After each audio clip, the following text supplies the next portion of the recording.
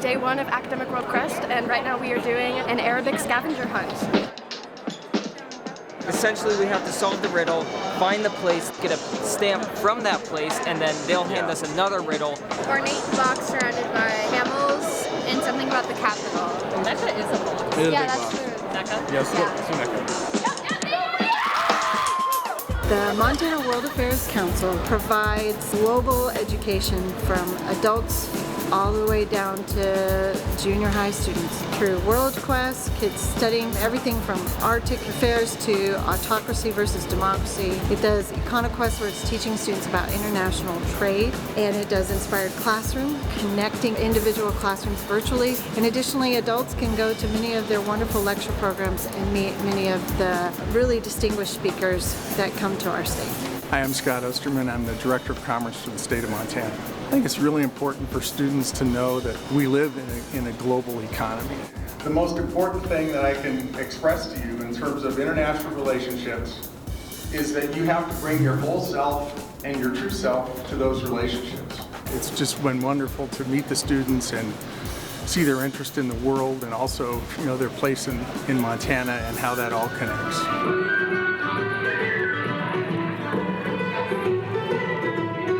Had some Irish dancers come in and some Irish musicians come in that play Irish music, and then they taught us how to dance.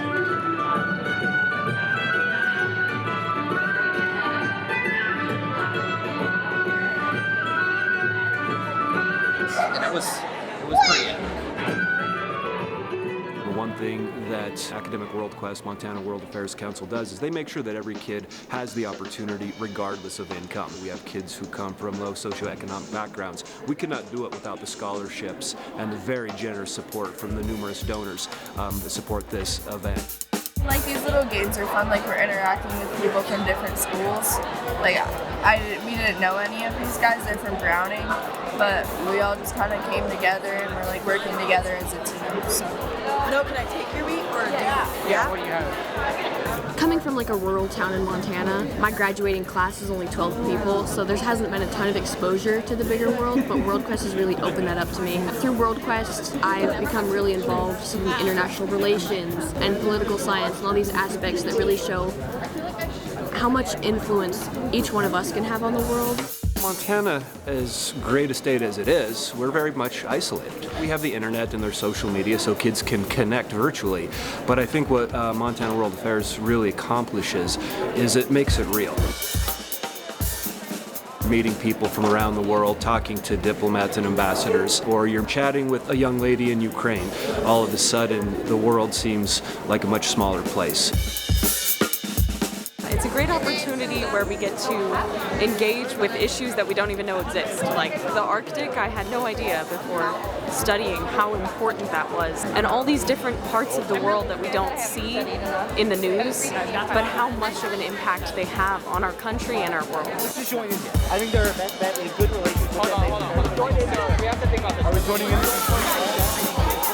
Yeah, it's just as valuable for the teachers as it is for the students, absolutely. When we get together as teachers, it's kind of just an open conversation about, hey, what do you want to see more of? What can we do? And just have a brainstorm session and to be able to give feedback, to take feedback and to offer advice. And I've made a lot of friends, met people from around the state that I would have never otherwise known. It's just a really good opportunity for rural teachers that don't have access to funding. Being from Darby, the EconoQuest and World Affairs Council really fills that academic gap. We're looking forward to the competition coming up too.